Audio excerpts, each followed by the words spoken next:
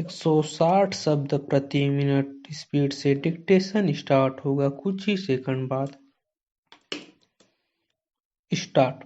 सबसे ज्यादा जरूरी विषय पिछड़े वर्ग के लिए शिक्षा की व्यवस्था करने का है। उच्च स्तर पर इसके बारे में जब तक कार्यवाही नहीं की जाती तब तक उन लोगों में शिक्षा का विकास नहीं हो सकता। शिक्षा के क्षेत्र में अगर उनका विकास करना है तो उनके लिए छात्रावास की व्यवस्था करना बहुत जरूरी है। उनको मुफ्त किताबें, भोजन और कपड़ा दिया जाना चाहिए, तभी वे लोग अपने बच्चों को शिक्षा के लिए भेज सकेंगे और उनके स्तर में सुधार हो सकेगा। पिछड़े क्षेत्रों में, खासकर पहाड़ी क्षेत्रों में पहले तो स्कूल ही नहीं होते हैं, उसके बाद शिक्षक भी वहां जाने के लिए तैयार नहीं होते हैं। जिन शिक्षकों को वहां भेजा जाता है वे एक प्रकार से इसको सजा मानकर वहां जाते हैं और अपने कर्तव्यों के पालन में विशेष ध्यान नहीं देते। राज्य के अधिकारी भी इस ओर कोई रुचि नहीं लेते, कभी भी वहां दौरे के लिए नहीं जाते। नतीजा यह होता है कि महीने में 20 दिन वे स्कूल बंद रहते हैं। इसलिए शिक्षकों में इन स्कूलों में दिलचस्पी बनाए रखने के लिए सरकार की ओर से कुछ विशेष भत्ता दिया जाना चाहिए, जिससे वे इस काम को सजा मानकर नहीं बल्कि सेवा भाव से करें। आज भी गांवों में लोग अपने बच्चों को आय का साधन मानते हैं। इनके द्वारा पशुओं के चराने का काम लिया जाता है, मजदूरी कराई जाती है, खानों में काम लिया जाता है। इस प्रकार की गलत प्रवृत्ति को रोकने के लिए सरकार को प्रचार करना चाहिए ताकि वे लोग अपने बच्चों को शिक्षा के लिए स्कूल भेज सकें। पहला, राज्यों में जो स्कूल है उनका स्तर आजकल बहुत गिरा हुआ है। वहाँ पढ़ाई की तरफ बिल्कुल ध्यान नहीं दिया जाता है।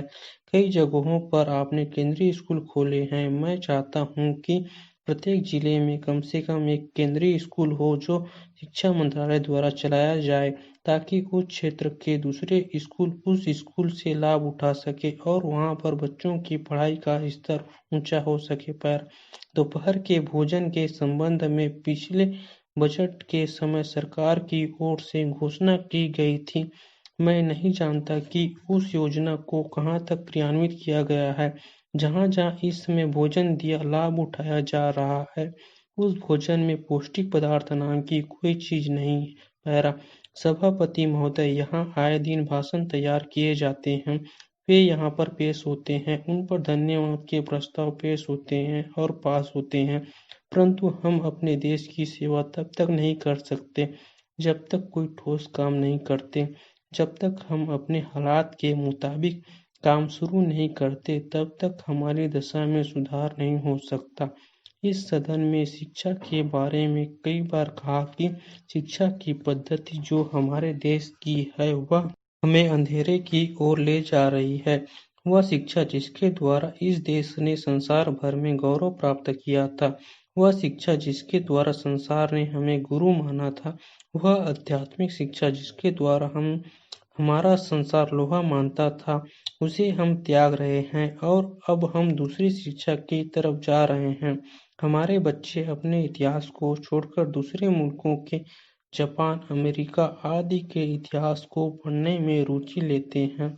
हम अपनी चीजों को छोड़कर पश्चिम की नकल कर रहे हैं। मैं विश्वास नहीं कर सकता हूँ कि जिस रास्ते पर हम चल रहे हैं वह हमें कहाँ पर ले जाए। अगर हमें अपने जीवन को ऊंचा बनाना है तो हमें वे उपाय करने होंगे जो पहले हमारे देश में मौजूद थे, लेकिन हम उन उपायों को भूलकर दूसरी ओर भाग रहे हैं। अभी कुछ दिन पहले मैं दिल्ली गया था। मेरे दोस्त ने बहुत ही आश्चर्य में कहा था कि एक फ्रांस के विद्वान दिल्ली में आए थे। उन्होंने किसी जनसभा में भाषण दिया और शुद्ध हिंदी में भाषण दिया।